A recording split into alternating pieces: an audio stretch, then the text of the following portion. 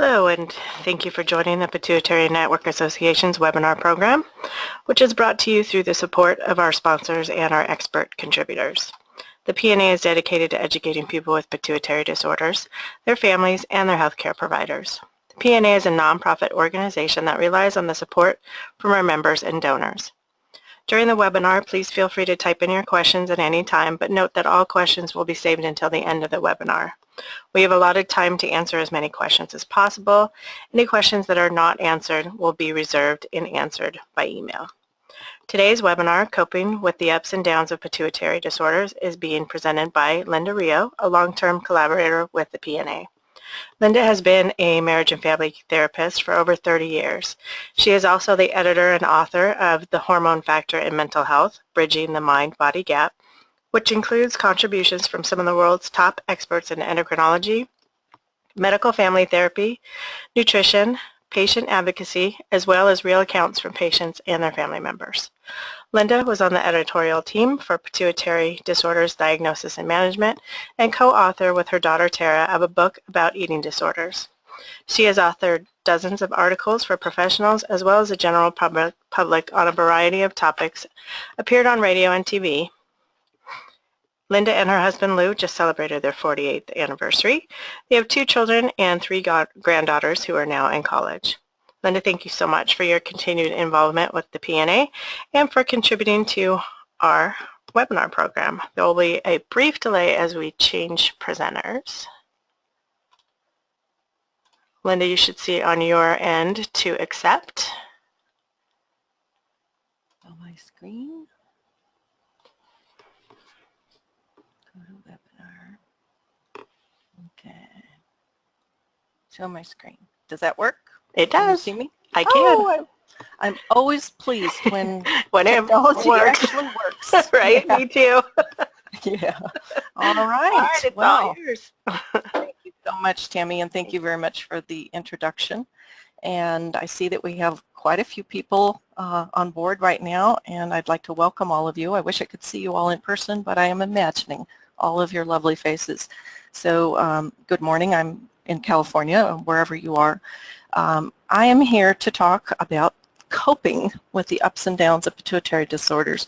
And part of my talk was Tammy came to me and said she gets so many people who contact her and the PNA about some of the mental health and the emotional issues. So that's really where I'm going to focus on today. So I'd like to begin with the end in mind. So after today's presentation, hopefully, and first and foremost, I would like you to feel validated. If you are a patient, I hope you feel that your feelings, emotions, whatever, I hope I will touch on some of those and you'll feel validated that this topic is valid and important to you. If you have a family member or a loved one or a coworker, if you're a mental health or a medical professional, that you can feel validated that you've seen some of these things in those that you work with and that these are real. I hope you'll be able to identify at least 3 mental health symptoms that are common to those who are diagnosed with a pituitary disorder and understand the basics of trauma. We'll go into that a little bit, and its potential role in the etiology or the beginnings of some of the pituitary disorders. I hope you'll be able to know how the medical and the physiological aspects of pituitary tumors and the other endocrine disorders can interact and affect the mental health of patients. To be able to recognize the potential impact on the family for those who have someone in their family with a pituitary disorder, and hopefully learn some positive coping skills for both patients as well as family members. I won't go through all of this. Disclaimer, I am not a medical doctor and I'm not here to give you specific advice. Please consult your doctor or your mental health professional if you feel that anything in here is relevant to you. So when I first began working in this field or learning about this, it was a very big disconnect for me as a mental health person. I'll be very honest that none of my graduate school training, none of the training postgraduate ever up until the time I became aware of the PNA had anything to do with hormones, the emotional or mental health aspects of it, nothing whatsoever. It was part of the reason for my wanting to write the book. that I've eventually did with the help of a lot of wonderful people. And my experience is that medical professionals in general also do not know, they don't have the training, they don't have the understanding of the extent of the mental health side of these disorders. And so I'm really thinking that we have to find a way to manage to bridge that gap, and that's part of what we're here today to do. So basically, the role of the endocrine system, just to summarize, it's in response to stress.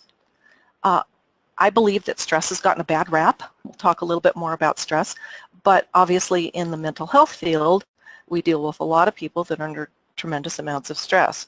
There's good stress and there's bad stress. And so, but the endocrine system is there. It's like our body's alarm system. Just as you might have an alarm in your car, you might have an alarm in your house. Some of those are very sensitive, some are not so sensitive, but they do help protect us. And that's what the endocrine system does as well. The endocrine system interacts with all the systems within the body. It is really one of the major systems of the whole body. And I believe it hasn't gotten as much attention as probably it needs to in medicine as well as mental health. It helps control growth and development. So it does affect children, teens, as well as adults. It helps us maintain body homeostasis. Homeostasis is a balance, the important balance that we need. It helps in the production, storage, and utilization of energy within the body. It certainly has a lot to do with reproduction, as well as birth and lactation, the nurturing of the body, and the young babies that come along. So this slide is just one of a few that I have on outlining some of the signs and symptoms of pituitary disorders. A lot of times, like I said, the physical side is what a lot of the medical doctors see most, and that's where their training focuses on. But there is also a huge sexual and psychological and emotional side. I'm just going to go through a few of these. Some of them are duplicated in different categories because they just are both, or sometimes all three. If a relationship, for example, has low or no sex drive, it's going to flow over into communication, into just being able to get along. Infertility, obviously, for couples that are dealing with that can be huge. There can be many reasons for that. Pituitary disorders are just one of many. When there's somebody who has depression or postpartum depression on the psychological emotional side, it doesn't just affect the patient, it affects the entire family. It can affect work relationships, friendships, all kinds of things. I'll mention mood swings. Mood swings, sometimes they're called bipolar. So that's a specific diagnosis. Not everybody that has ups and downs has a bipolar disorder, but sometimes pituitary disorders have been diagnosed as bipolar, only later to be found out that they are actually something else. Fatigue. I hear a lot of people talking about fatigue. Fatigue can be mental and emotional as well as physiological. And sometimes I don't know you can separate the two. I think, and I hear from a lot of patients that it just feels profound. It just feels profoundly difficult to do anything, think even. As far as psychosis, it's not often, but there have been reports of actually psychotic episodes for those with pituitary disorders. Anger and rage, irritability. I would love someday, this is my dream, that all our prison systems would be, people would be assessed for pituitary disorders. I believe there's probably a huge percentage that just have never been diagnosed and recognized. That's just my personal feeling. On the physical side, weight gain and weight loss, we know our culture is very physically oriented. Weight gain, particularly rapid weight gain, is common with some pituitary disorders, and it has a tremendous psychological effect. The change in yourself as well as how others see you. I have talked to patients who've told me that they've gone to family reunions where people don't even recognize them anymore. And certainly with Cushing's, with acromegaly, the physical changes can be profound. They aren't always there, but they may be. And how do you cope when you even look in the mirror and you don't look like who you remember yourself to be? And particularly if this happens over a fairly short period of time, that can be really, really difficult. Excessive hair growth. Even though it's a physical symptom, particularly for women, that can be a tremendous body image issue. Again, trying to cope with it, how to deal with it, again, because of our looks-conscious society. I put down carpal tunnel syndrome because, particularly if it's bilateral on both sides, that can be particularly indicative of pituitary disorders. Keep in mind, not any one of these symptoms, and not even several of them, is going to be something that says, oh, I have a pituitary disorder. Certainly a physician, an endocrinologist, and a team, a really well-organized team, needs to be able to make those diagnoses. I'm here to just give you some of the highlights of those things.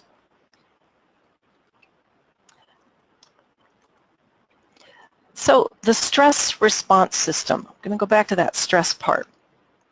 The pituitary gland is really considered the hub of the stress circuit. And stress is both a subjective experience that can be introduced by a novel or potential threat. It can be a good thing. Novel can be good. Going to see a new movie that's exciting can increase your stress a little bit. Going on a first date can be stress-producing, but it's a good thing. But it's to help us with a distressing situation and the behavioral or neurochemical reactions to it. An adaptive response is designed to promote homeostasis, to bring us back into that place of balance. We react, we respond with some action, hopefully, and then we bring our body back into a place of a balance. I think this is interesting that none of this is new. It certainly was new to me many years ago, but I had no idea that in 1913, Dr. Harvey Cushing, a very famed physician, noted that many disturbances in mood and cognition remain among his endocrine patients even after successful treatment and restoration of normal hormonal levels. This is profound. This has been over 100 years ago that this has been known.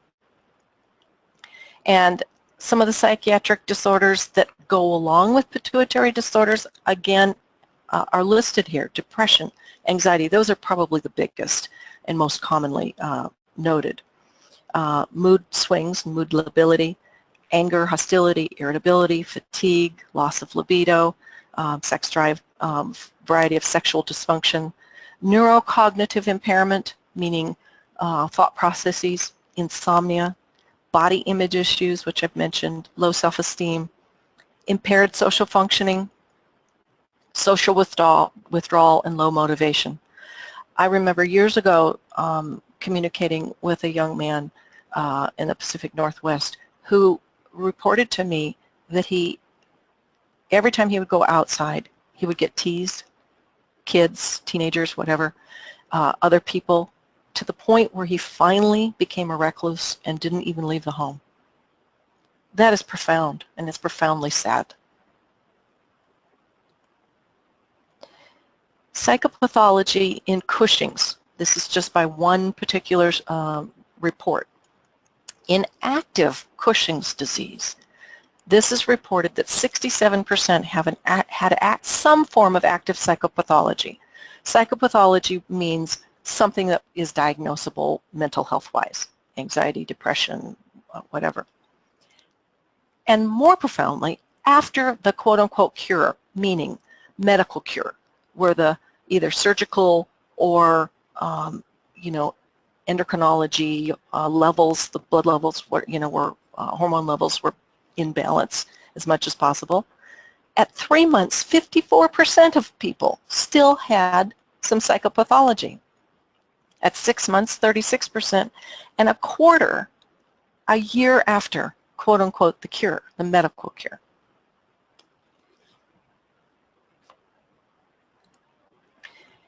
And then we're going to look again at Cushing's, the neuropsychological symptoms that are very, very common. And this is reported in a variety of different reports. Major depression. Most of the time it's considered unipolar, which means that there's not the ups and downs, but 57%.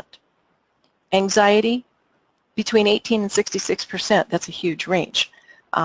Impaired memory, up to 80%. Insomnia, almost 70%.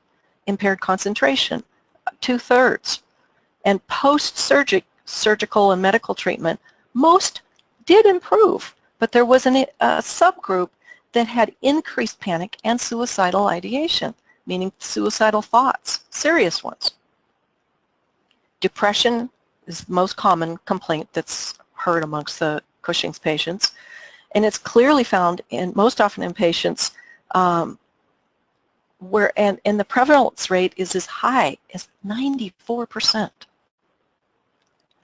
In one study, women were affected 5 times more than men in looking at Cushing's. And what's particularly important is when we look at male versus female. Women in our culture are very often misdiagnosed as just being obese, I say just being obese or depressed.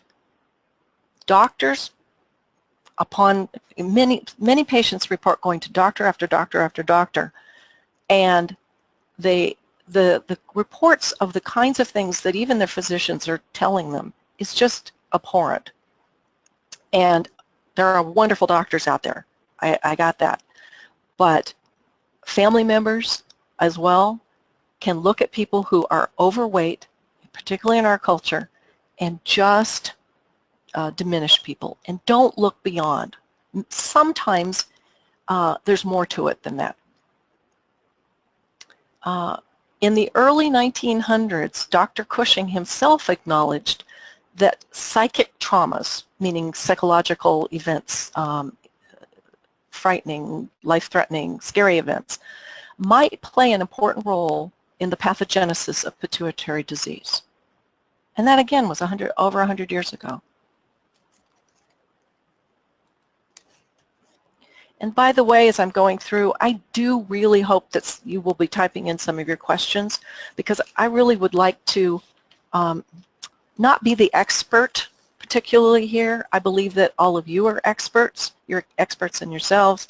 And I also think you'll have some important feedback, things to say.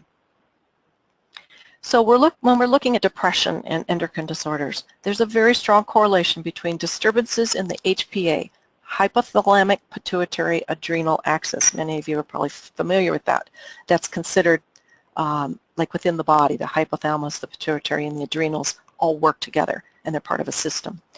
And there's a very strong level, even if we're not talking pituitary disorders, we're talking in people that have depression in general, a variety of different kinds of depression.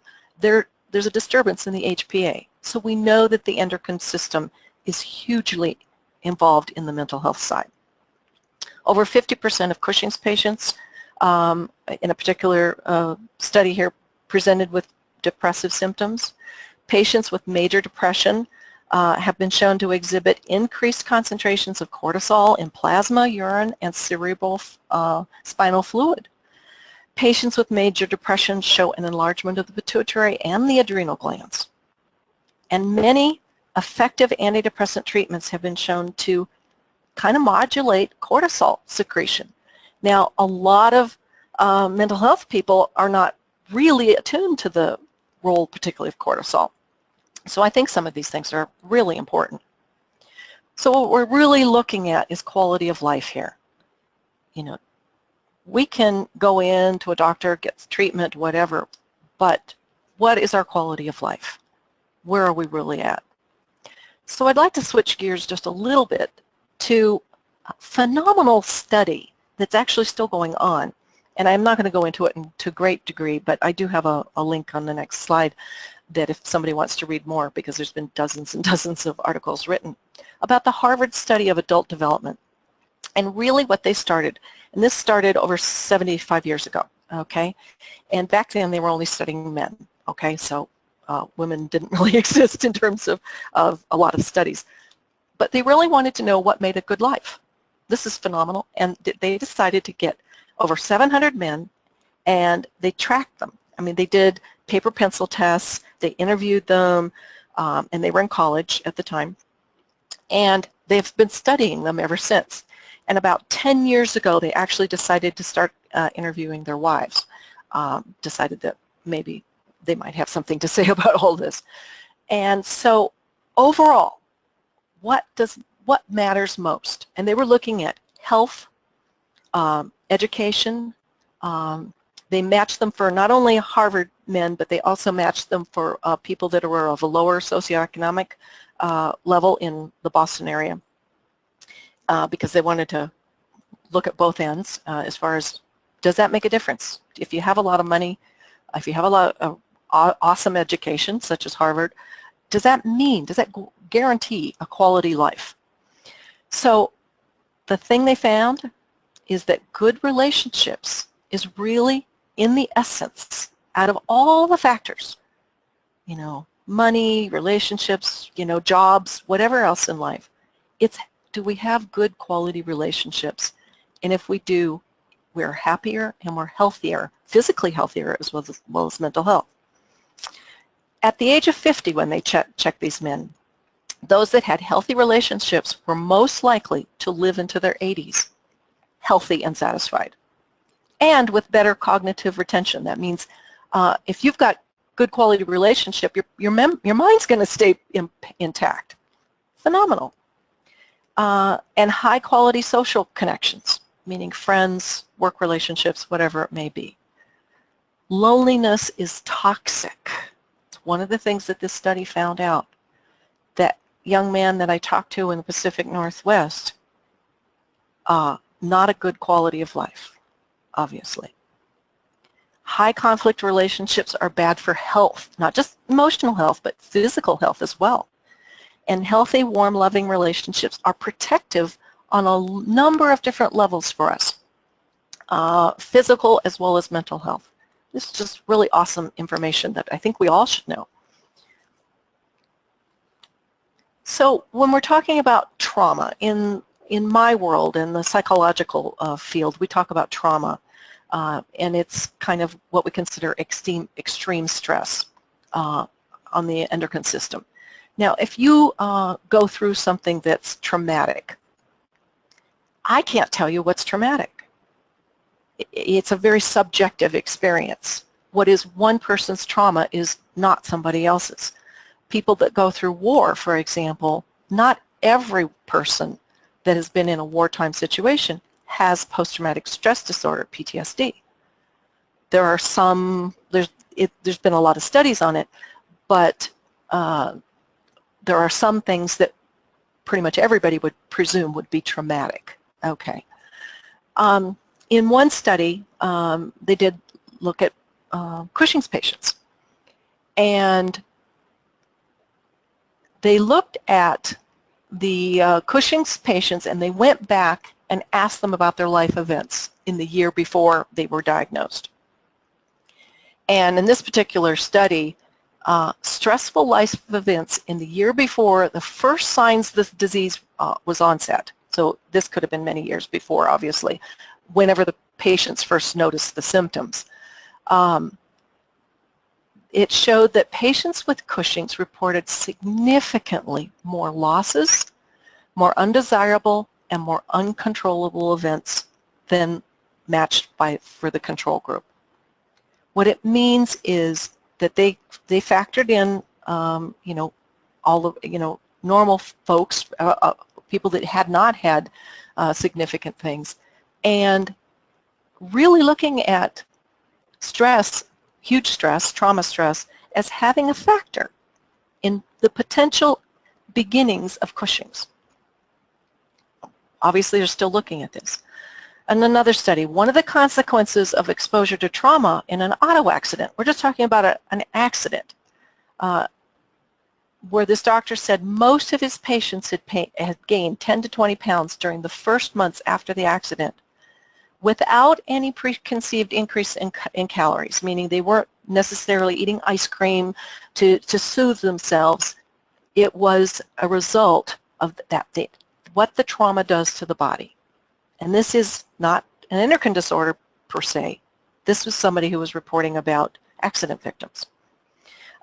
Experiencing traumatic event alone is not sufficient to produce an anatomical or a physiological change in the brain. It requires prolonged exposure to elevated levels of cortisol, and it leads to a process called kindling. So what this means is that one event, if it's a huge event, obviously can make a difference, but there's something that we call big T, major trauma, you'd call maybe war, okay, or little t events. Little t's could be being a child in an alcoholic home, and every day you don't know what you're going to come home to. And it could be good, and it could be very disruptive and even abusive.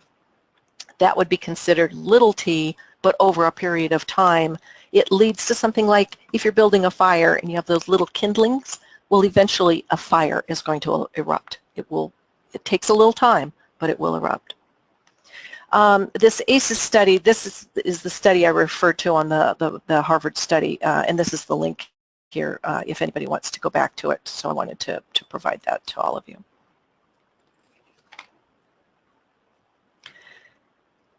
Early life stress has been studied really extensively in animals as well as humans, and there really is considerable evidence that particularly when children are exposed to trauma, that it can result years later in a number of different physiological systems breaking down, and it certainly appears that for pituitary disorders, endocrine disorders, that's the case. We don't always know why. I think maybe someday medicine will find that out, but there certainly seems to be a definite link.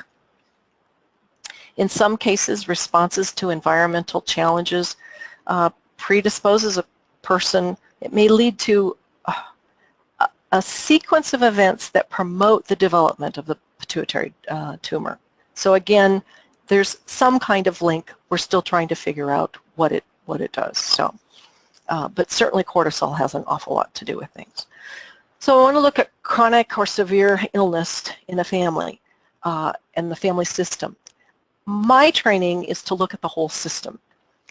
One of the things that pituitary centers of excellence, treatment centers around the country, there are a variety of them that are excellent, that are beginning to bring in multiple medical minds, experts, to look at the system. When I look at the system, I see the patient, I see their family, whoever might be caretakers if that's necessary, obviously the medical doctors.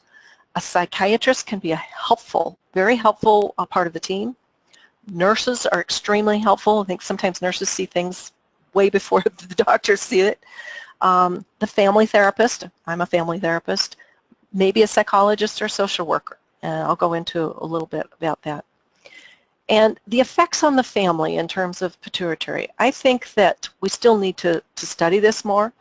There's a few studies that are beginning to look at the unique effects upon each patient and the family. And the stress process model of caregiving, like when you've got somebody who's got a major medical illness of a variety of kinds, there's a specific stress that's caused by that illness. And in many ways, that illness almost becomes another member of the family. And I hope you can't hear that, but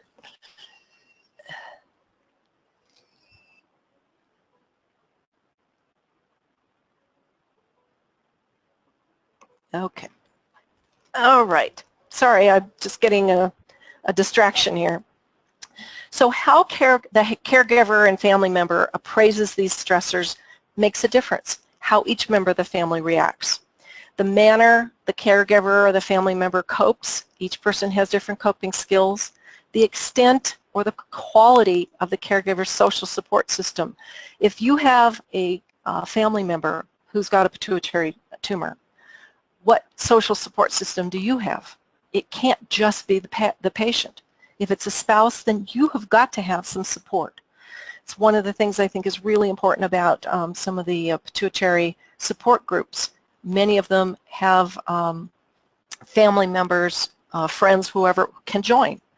I think it's extremely helpful to talk to other patients and other people that have members in their family. Connect, make some connections. That's just really important.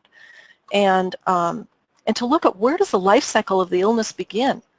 My experience of pituitary disease or disorders is that oftentimes patients get diagnosed years after really where the beginnings of the illness started. So those early times when people are doubting themselves, they're wondering, what are these symptoms? Is this something? Is it not? Am I making it up? Because a lot of the symptoms are so hard to diagnose, even for the specialists. They really are. And so that can wear and wear and wear upon the person and upon their support system. So a lot of this takes a leap of faith. It certainly took me a leap of faith in looking at maybe the medical and the mental health and the psychological, maybe they're all connected, and maybe we haven't figured out how and exactly what to do with all of it. But I do believe that each and every one of you that's here listening to this can go out into that pond and begin to educate other people, your doctors, your dentists, lots of people. So the title of my topic was the ups and downs. Certainly talked about a lot of the downs. I would like to talk a little bit about the up part, and I'm sure that might seem a little strange. And in reality, I can't tell you. I just can't. I'm not here to tell you what the up part is. I think each one of us has a path to find where the up part is. And I've heard from patients who have found some ups. But I have worked with lots of people that have had chronic illness of a variety of kinds and mental health or physical illness. And I have come to the point of really believing that pain, any kind of pain, emotional, mental, physical, is really a waste unless we find some kind of purpose in it. That there's a message there, there's something that we need to get from that. And the reality is none of us gets out of life painless. Everybody. Some people think that we don't. We watch television shows, we idealize people in the movies. It looks like they have a perfect life. Nobody does. I'm a mental health professional. I have seen people that come through my door, share things very privately with me, and I know that their friends, family think that they've got a perfect life. But they have another side, and we all do. And I think we need to begin to acknowledge that and embrace it and find some message in all of that. So I do have a few hints as to how we deal with some of those ups and downs. I do think that communication is huge. Doctor-patient communication is really important. There are some specific ways to be able to learn to communicate, and I believe that having an advocate, having somebody come with you is really helpful in the communication process. There have been, I know that Charmin McGraw, who has presented for the PNA, and she has a support group in Santa Monica, California. She has written and she's talked about some of the ways to be able to talk to your doctor. In today's world of busy, particularly primary care doctors, who are usually the front line folks to get in the door, you have to be succinct. You have to be able to get your notes together to be able to talk clearly, succinctly, and don't leave things out. I think that doctors, they're like puzzle solvers, but they need every bit of information. But sometimes having it pre-written down, or have a family member write it down. If you can't do it yourself, have somebody who might be able to help. Surround yourself with with people who are willing to listen to you, but you don't want to exhaust the same person. You probably need to be able to communicate, but with a variety of people. And most importantly, be able to communicate within yourself. That means having self-awareness, really being mindful, being aware of your own body, your own mental health, and being able to acknowledge what you know. In terms of physical health, I think nutrition is extremely important. It's not going to solve a pituitary tumor, but it may certainly help. Having a good, healthy diet can certainly help with the balancing, and particularly many pituitary patients have a real sensitivity to slight increases in cortisol, meaning stress, and so nutrition can be really helpful in being able to balance that out and help you have as much to help yourself as possible. Exercise and movement has been shown to be very helpful, I think, for all of us. It's good for stress relieving, as well as just general health, and a good connection and attunement with yourself, particularly if you're taking good care of your body, and as good of care, even if the body isn't the same as what it used to be, being able to accept the new body that you have. Mental health, of course, I'm a mental health proponent. I believe that doing good mental health care, and that doesn't have to be going to a professional, but it can be. And spiritually, I think having good spiritual health is very important, whatever that means to you. And again, connections in family and community connections is very important. Scott Hamilton, who's been a friend of the Pituitary Network Association over the time, he said, the only disability in life is a bad attitude. I don't think I've met a pituitary patient who had a more up attitude than Scott Hamilton. He's a really amazing guy, and if you ever get a chance to hear him speak, I really say that you should do that. So who needs to know about neuroendocrine or pituitary disorders, whatever terms we use? I think on the medical side, a lot of people, but sometimes people that we wouldn't normally think of. Certainly your gynecologists, your nurses, internal medicine, they all need to be aware, and certainly I would certainly be a big proponent of any medical practitioner you work with should know about your endocrine disorder if you've had one diagnosed, and should be given permission to consult with your primary endocrinologist or your neurosurgeon or whoever you're working with. I think having that as a team is really extremely important. Even long after you may have had surgery, because pituitary disorders are really lifelong. You have to, I think that's really important. It's a matter of recognizing it is about, for the rest of your life, needing to monitor, do good things, even if things are going pretty well. I think it's just good health. And on the mental health plus allied people, dentists need to know. Sometimes patients have been really acknowledged for acromegaly, particularly because of dental changes. Psychiatry, I've mentioned before. Psychiatrists are medical doctors. A lot of people don't understand the difference between the variety of mental health professionals. Psychiatrists can prescribe medicines. In general, psychiatrists, that's their expertise, and again, they really need to communicate very closely with an endocrinologist. Marriage and family therapists, that's what I am. Our specialty is working with relationships, looking at how the whole system works together, whether it be a family or work relationships or whatever. And in my case, the internal system of the endocrine system working with the outside system of the family.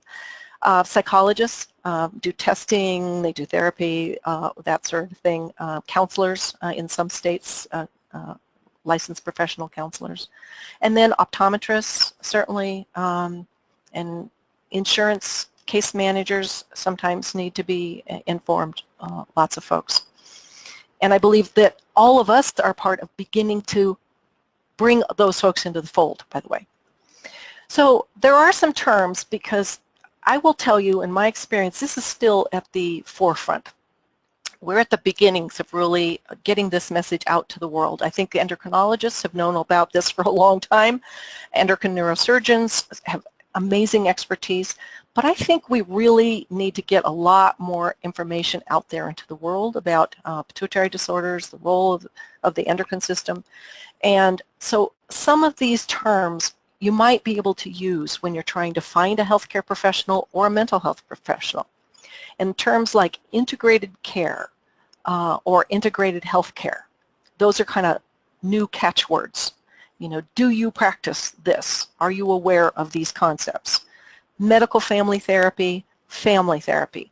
These are folks that generally medical family therapists are oftentimes work very closely with primary care doctors, sometimes right alongside of primary care doctors, but certainly family therapists may have expertise in medical issues. Probably you're not going to find very many that know about the pituitary. That's just a fact of life. That's part of my mission, is to get some of that information out there, but I'm also willing to consult with folks. I'm with professionals who want to call me, and at no charge I'm willing to do that to kind of get them up to speed, give them some resources. Collaborative medical care or collaborative health care, again, are terms that are used. A lot of times it's in primary care at this stage, but again, we're looking at people that are willing. Are you willing to learn? Are you willing to learn about me? Are you willing to learn about what my personal experience is? And are you willing to consult with my doctors? These are really important things. I say thank you very much and go on to the next person if somebody is not willing and have an open mind to learn about some of these things. The term medical home is used primarily in dealing with chronic illness, severe illnesses. Systemic care or systemic models of care, system meaning the whole system. It means the patient, the family, the doctors, whatever it may be. And probably most importantly, patient empowerment. You know, any practitioner, medical or mental health, who really believes that patients need to be empowered to communicate, to express themselves, and to have their particular experience validated. That's really, really important. Whenever somebody is given a diagnosis, particularly of any kind of illness, medical or mental health, there are stages of grief. We think of grief and grieving for death only, but there's grief about a lot of things. We can grieve the loss of a job. You can grieve that you can't have children. You can grieve things that you can't have, and you can grieve things that you had and that are gone. But in terms of major illness, very oftentimes it starts with some kind of denial, you know, and sometimes this goes on for years. No, I can't really be feeling this. Maybe I'm making it up. Maybe it's just in my head. It really is in terms of pituitary disorders. And then sometimes we bargain. Well, maybe if I I'll stop eating bread, or I'll go on gluten-free, and maybe I'll lose the weight, or you know, whatever it may be. Those are ways of bargaining with ourselves. Very oftentimes anger. Actually, anger is necessary. There's healthy anger. I'm a proponent of healthy anger. It's what you do with the anger. That's, you know, you can take it and use the energy to do something good. My biggest example of healthy anger to me is MAD, Mothers Against Drunk Driving. I grew up in an age when I remember my father going and having martinis and getting in the car and going back to work and driving. That was commonly accepted. And Mothers Against Drunk Driving, I think, changed our culture. They just did a 180-degree flip where if you see somebody drinking and driving, it's really considered uncool. But they were angry. They were going through grief. They had lost children. I can't even think of anything worse than having a child lost, particularly needlessly, to a drunken driving accident. But they took that to their national representatives, their government. They had laws changed. They changed our culture. And sometimes that's taking that anger and doing something of good, using it for some reason. My doctors, I've been to 10 different doctors, and none of them diagnosed my pituitary disorder. Okay, what are you going to use that anger for? You can just be angry, or you can take it and do something with it. Depression, of course there's going to be depression. And depression is much deeper than just being a little sad. Depression is big. It affects you physically, emotionally, all kinds of ways. But hopefully, throughout all of that, you do come to a place of acceptance. And acceptance doesn't mean, yay, I like this. It does not mean I would ever choose it. It means that somehow I've let it come into my life, and it is. And it has become who I am. It's part of who I am. And you develop a new sense of identity. It's about defining your own path. The ups and downs are a part of life, and especially for those people who have hormonal challenges. They really are. If you're a patient, family member, friend, whatever it is, in the end, it really is your choice about what path you're going to choose, how you're going to respond, and what you're going to do with all this. We always have a choice of the path to take. We don't always have paths we like. We may have several different paths and all of them stink. But there's still something about taking your own choice and making it your path. I hope some of this has been helpful for all of you. I'm willing to take any questions that might be available out there. I hope there's some questions.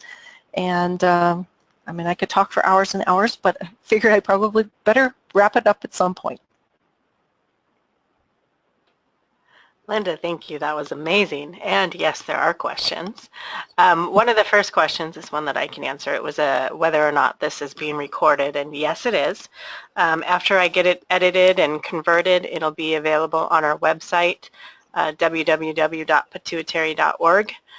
Should hopefully be up by this afternoon, and anybody can go there, view it. You can share it with your family, and I think hopefully, if everything technically goes good, it'll be available in a couple hours. The first other question that we have for you, Linda, is what do you think of subclinical Cushing's and other types of Cushing's that don't fit the textbook picture? Oh, yeah. Well, again, I'm not an endocrinologist. My experience in talking with patients is that I think in some ways it's even harder than if you actually have Cushing's diagnosed, because it's so in and out. I think it's easier to go to any doctor, and if you get a name for something and it's diagnosable and usually, okay, now what's the treatment, there's some sense of relief. Even if you don't like the diagnosis, there's some relief. But I think with the subclinical, it's so difficult because it's hard to catch it, and it's in and out, and the treatments are so difficult. So I think on an emotional level, psychological level, I think it's hard because I think you tend to doubt yourself more. That's my experience of what I hear from patients, is that there's more of a, and perhaps even doctors will tend to do more of, is this really a symptom, doubting you. So I guess that would be my experience. And I would just say, find people, whether it be online or in an actual patient support group, that can at least acknowledge your symptoms as real for you. And I think that that's important, is that you don't doubt yourself. Excellent. That is very important. Is there medication for women with loss of libido or some other treatment? Well, again, I'm not a medical doctor, so I definitely would say you need to see the doctor. If it's due to pituitary illness, I think that obviously the hormonal balance is part of all of that, and it can be tricky.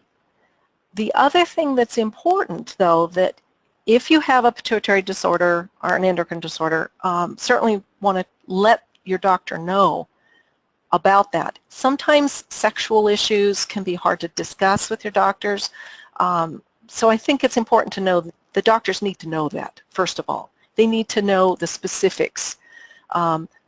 Is there absolutely no desire? What did you have before? And you want to kind of write it down for yourself. like what was normal 5 years ago, 10 years ago, whatever it may be. Because the doctor's going to need to know kind of a lifespan, how different is this, and is this due to the endocrine disorder, or could it be something else? The other things to consider are psychologically. When we have some kind of an illness or whatever, sometimes libido can be more of a psychological issue. We don't quite feel ourselves.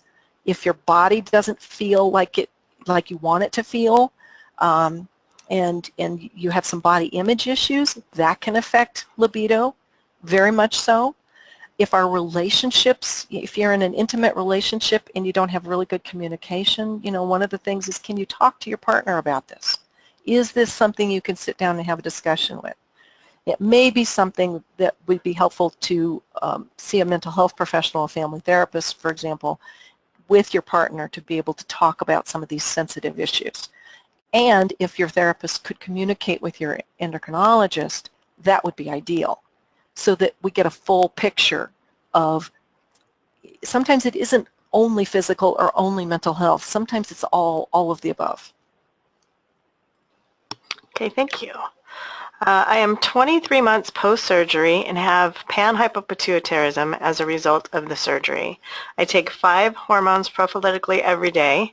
As a result of all this, I experience significant apathy toward life and force myself every day to participate in life. Will this ever change? Again, I'm not your doctor, so I'm not going to speak from that part of it. I would say that yeah, wow, it's a struggle, and definitely tell your doctor, your endocrinologist. I don't know that your doctor has a crystal ball to say, will it ever change? I would say at 23 months, I'd still say it's within the realm of having a lot of hope that it can change. I would also talk to your doctor about, can you physically exercise? We know that physical exercise helps with depression, for example. Apathy is different than depression. And I often use the analogy that, for example, depression is like having lead weights attached to your feet.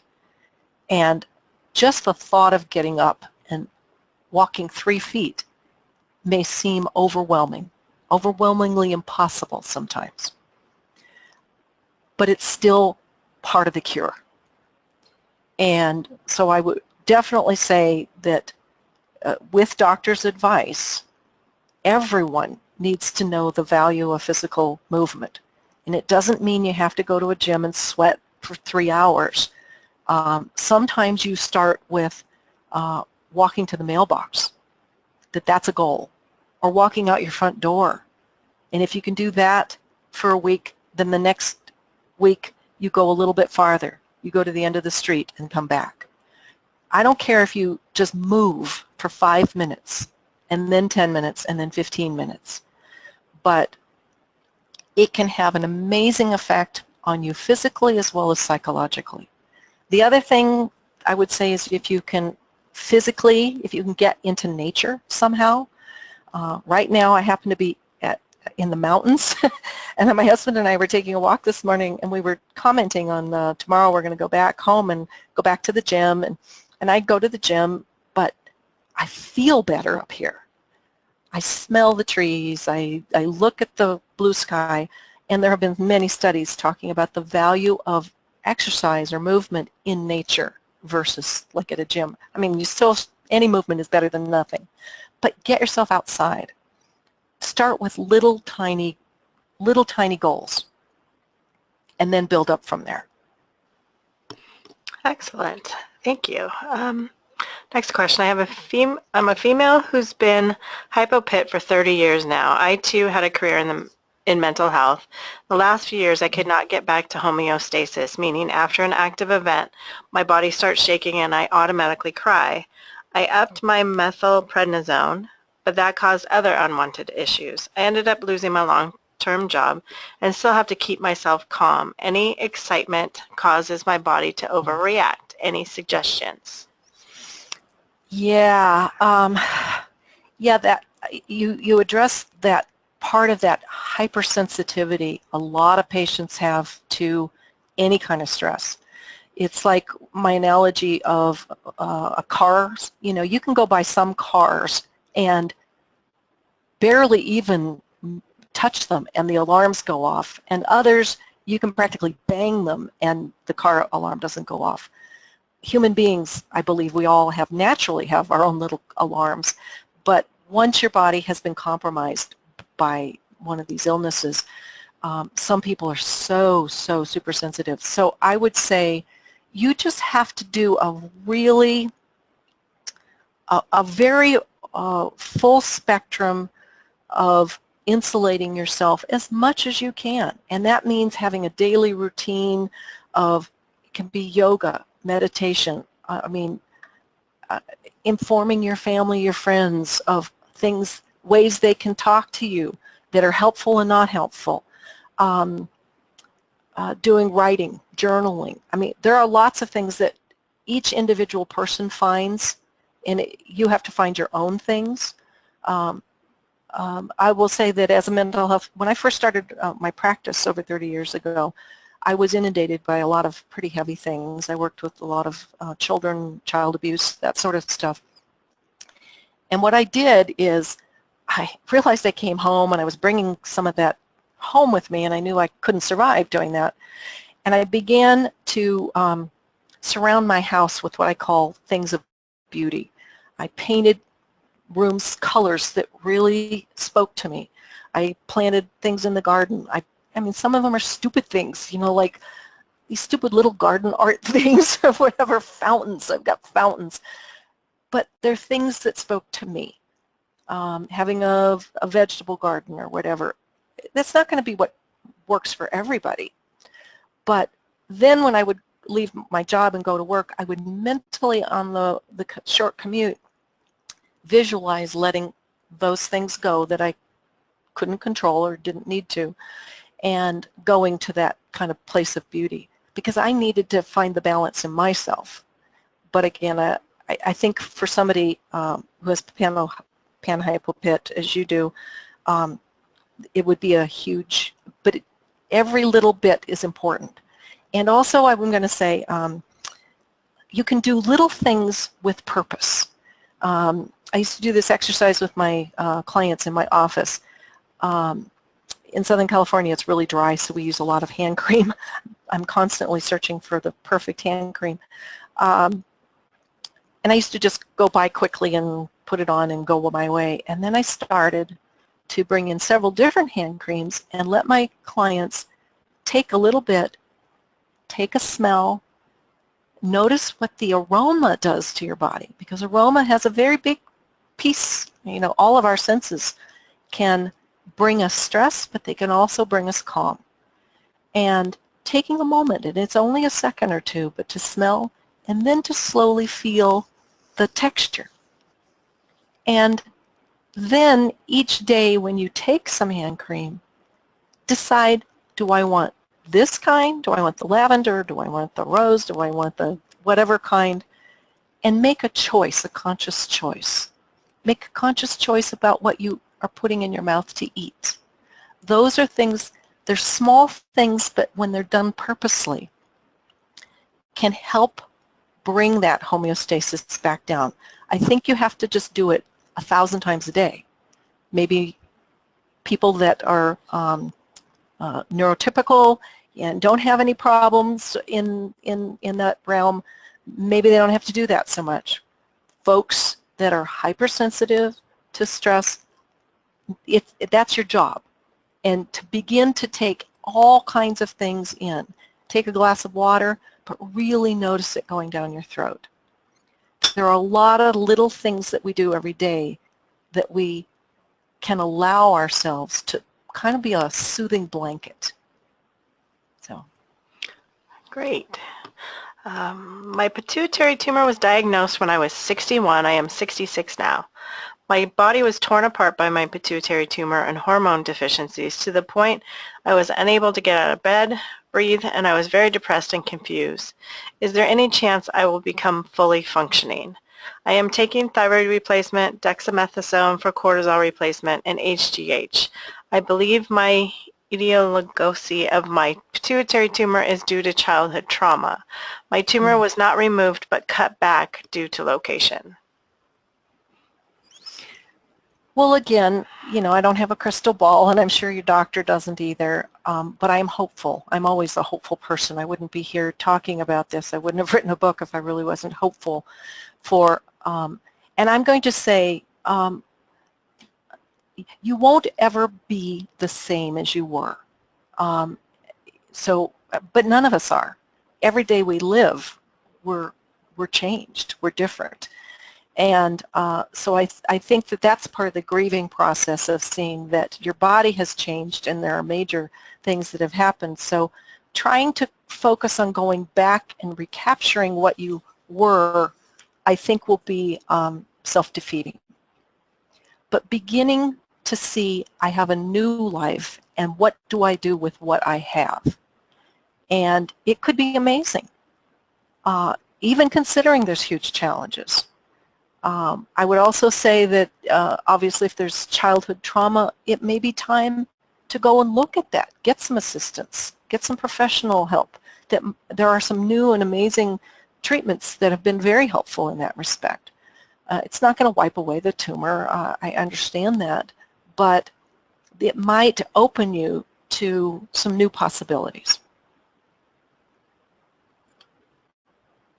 Okay. I am male, 60, and had pituitary adenoma removal some 26 years ago, and now have had high IGF-1 growth hormone levels, as high as 30 plus now over past 4 years. What's in store for me in terms of retreatment for this?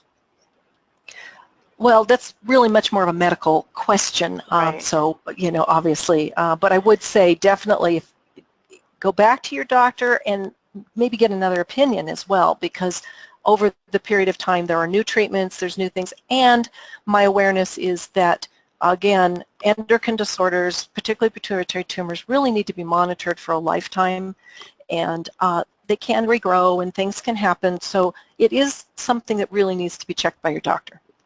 Excellent.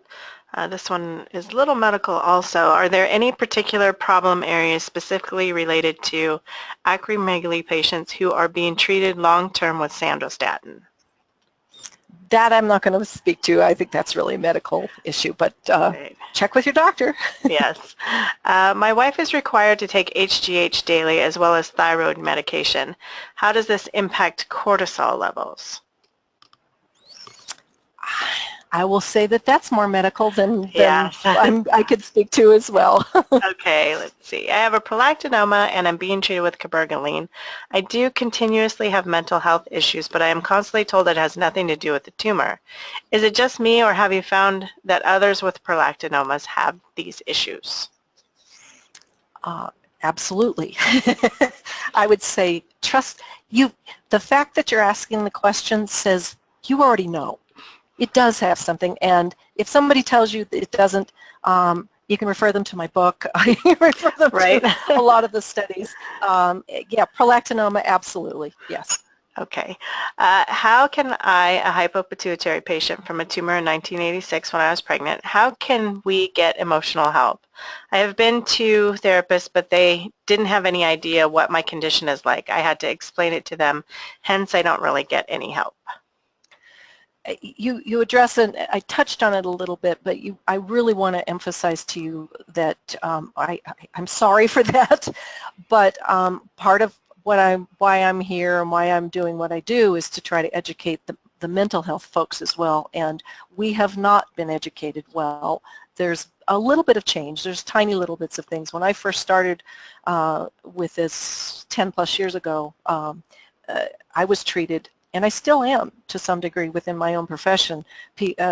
Psychiatrists, therapists look at me like I'm crazy for talking about this, and then when they hear, or if they're open-minded enough to hear a little bit, they recognize that, that this is very relevant. So I would say what you're looking for is that one slide that I talked to about some of the terms to use. Use some of those terms, and also ask, would you be willing to either read a book, read an article, go to the PNA, you know, talk to Linda Rio.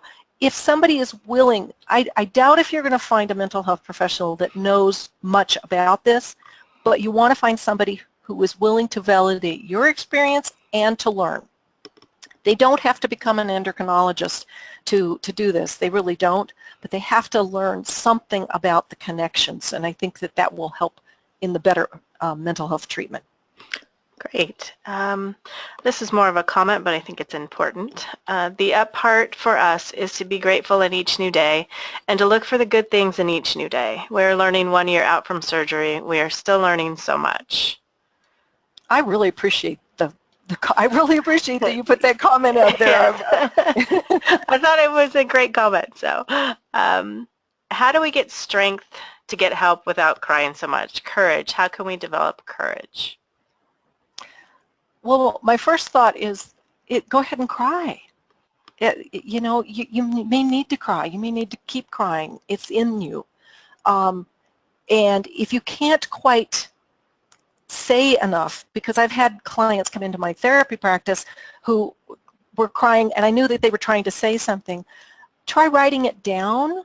You know, you could write it and give it to the therapist or give it to your doctor and cry all the way through it. And you could say, I can't quite tell you what this is, but here, can I give this to you?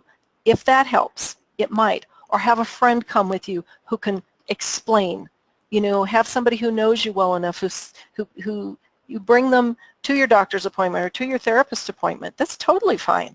You know, she's going to sit here and cry, but she's given me permission to say, you know, she's doesn't feel like herself. She's got mental confusion. Her brain is foggy. She feels crazy, but her doctors are saying one thing and not listening to her. I mean, you know, on and on and on. So I would say cry and communicate. Excellent. I was diagnosed with acromegaly and Cushing's 12 years ago and still struggle today, as I did then, with how I look and the continued weight gain.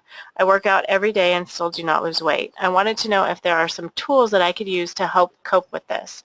I'm truly depressed about my situation and have become a loner, something completely different from who I was. Thank you. Yeah, that whole body image thing. Again, my heart goes out to you. My gosh, what you're dealing with, that's a lot. But I would also say the purpose of exercising, I hopefully, is not to lose weight. I wrote a book with my daughter about eating disorders, so I'm particularly sensitive to people that have, you know, a real body focus that's on having to look a certain way.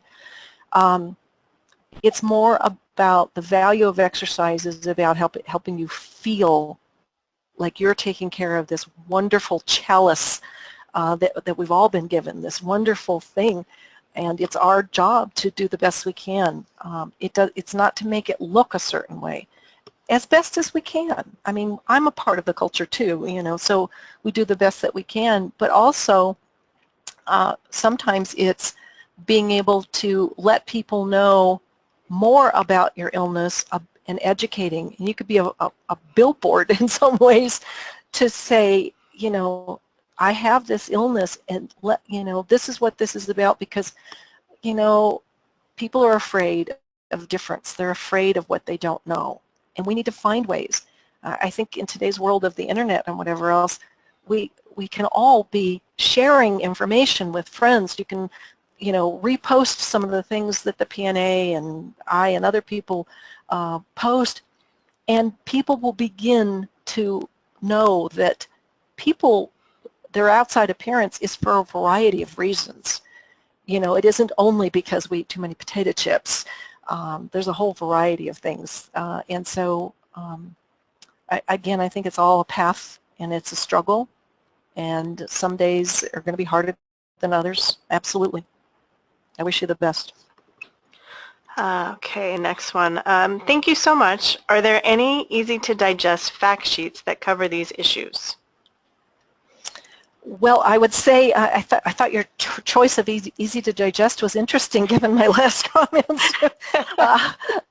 Just a little segue there. And it reminds me there's a chapter in my book, it's written by a nutritionist, so So yeah, there are some digestible things. The PNA has amazing, like one-sheet things. There's a wealth of information there that you can print off, hand to people, your friends, family. I would say certainly send them to the website. That's important. Even some of my slides, the one-sheet things, sometimes just hand people things and say, look, if you go to a mental health professional, look at these different categories. All of this has to do with this. And sometimes quick bullet point things are things that you're going to grab people because they're not going to read a whole article. I understand that. So I think your idea of having something quick and easy is important. And Tammy, maybe you have some ideas about what is available in the PNA. Yeah, definitely. I'll look for some things there that I can send out to the attendees. And Linda, if you don't mind, if you could send me your slide set that we could also provide for them, Okay. that would be great. Oh, sure. Okay, awesome. Next one, you mostly mentioned the effects of too much cortisol, as in Cushing's. I have autoimmune pituitary disease with a deficiency of ACTH and not enough cortisol. How is this different? Again, it's probably a little more into the medical side that I would say in terms of all of that. But again, keep in mind about that homeostatic process. Too much of something is not good, and too little of something is not good either. The hormone levels, our hormones in our body are finely tuned. And we have little ranges. Most of you have gone for assays, and you know that you may be up one day and down, and throughout the day our hormone levels. I remember going to a seminar years ago where a physician, very well-known physician that I know, was speaking to doctors about his recommendation for doing, and I can't remember, but it was something like 5 or 10 assays a day for cortisol particularly. And one of the doctors stood up in the audience and said, that's ridiculous, that's costly, why would we possibly do that? Well, part of why we do that is because hormones do fluctuate throughout a day. And so it's not like you just have a static level. And so in terms of medically, I would refer to your doctor as far as what to do about the too little, but I would definitely say that too little is not good either.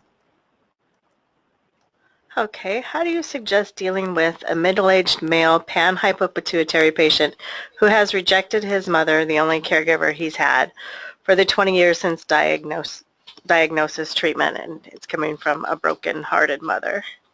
Mm. Well, I would say that I'm not going to go into details. I'm sure there's great deal reasons for all of that. If there's any way, I don't know what the rejection is about, but if there's any way to repair that relationship, again, relationships are so important, and even ones that seem broken sometimes can be repaired enough. I'm not going to say ideally, but probably with the help of a professional who deals with relationships, inviting that person perhaps into a psychotherapy session for family purposes. It has to be with the right person. It has to be under very strict, careful guidelines. But I think there's some value in at least attempting a repair of any relationship. Okay. I was diagnosed with a pituitary tumor 3 weeks ago. I'm having some anxiety and depression, which I think is appropriate, but I've read that that anxiety is a symptom of pituitary tumors. Is that true? Yes. Yes, it's true. Yes, it would be normal even if it wasn't part of the diagnosis. It sounds like you're very attuned to your body, and so it's uncomfortable. Anxiety can be extremely uncomfortable. Panic attacks are the #1 reason why people go to the emergency room. That's a little side thing. And oftentimes people go to the emergency room and they're in the end, after testing, the doctors will say, you just had a panic attack. Well, it doesn't feel like a just to anybody who's really experienced it. It feels like you're going to die, and people are assessed for heart attack because that's the presenting what it seems like. So it's serious, and I think what you want to do is acknowledge that yes, it's very much a part of endocrine disorders. That's very common. Depression, anxiety, probably the number 1 and 2 things that we see. And there are still things you can do. When you're having a lot of anxiety, I would say the one thing you don't want to do is just sit there and have the anxiety. You want to use it, get up and move. Clean the house if it's in the middle of the night, vacuum, go take a walk, go to the gym. You want to get it out of your body if you can. Again, if you're as long as your doctor says you're healthy enough for that. So that's one of the things you want to do, and be able to tell yourself this is anxiety. I'm not dying at the moment. I'm having anxiety. It's uncomfortable, but I'm going to live through this. So those things can be very helpful. Plus, seeing a mental health person can help with a whole lot of tools to deal with anxiety. Even if it's associated with an endocrine disorder, it's still there, and it's still very uncomfortable. But there are some things that you can do to help anxiety. Excellent. Someone else has asked, will my sense of humor come back? I hope so. I really hope so. The fact that you're asking tells me you can remember that you had it, and that's the beginnings. That's the beginnings, and that's lovely. I would say, try to find it in some way, shape, or form. A lot of comedians do what they call black humor or dark humor. They make jokes about things that are very, very dark and would seemingly be depressive, but that's a way of coping, is to be able to laugh, and I think laughter is extremely important. Hello, my wife is scheduled to undergo surgery to remove a prolactinoma in about 4 weeks. As the date comes closer, what are the most common psychological issues patients experience before a surgery of this kind? Well, there are a lot, and I think it's admirable that you're asking, because that says that you're sensitive to what she's going through and also what you're going through as a caregiver and a spouse. For any major surgery, not necessarily just this one, there's obviously going to be a lot of doubts and fear about what's going to happen. One of the things I think is that was surprising to me when I first came into this kind of area, learning about all of this, is the surprising positives of surgery, the successes, I'll say, surgical successes. And any time somebody says, somebody's going to do something in your head, I think we tend to think of brain surgery or whatever, and it really is very frightening to people. But we want to dispel some of those things, because the kinds of surgeries, I don't know what your wife is going to have, but presumably, first of all, as long as she is seeing a doctor, a surgeon who has a lot of experience, I mean a lot, hopefully with a Pituitary Center of Excellence, where this is their specialty. That's the most important thing. And really has a lot of faith in the doctors, have checked them out. Those are the big things, I think, to have a lot of faith in your doctors, and also in the procedures themselves, that they're highly successful. And so those things are really important. But I think it's okay to be nervous. I mean, it's healthy to have that, but you don't want to be doubting your practitioners. You want to have done your research, and that will help a lot. Excellent. Okay, we've gone quite a little bit over our time, but I wanted to extend it because the questions are so important. Last couple of things are a couple of comments that we have here. I want to thank you for your time and that you are helping us to understand all of this. You are so right that pituitary disorders are woefully undereducated. It's been a struggle to be able to understand all of this.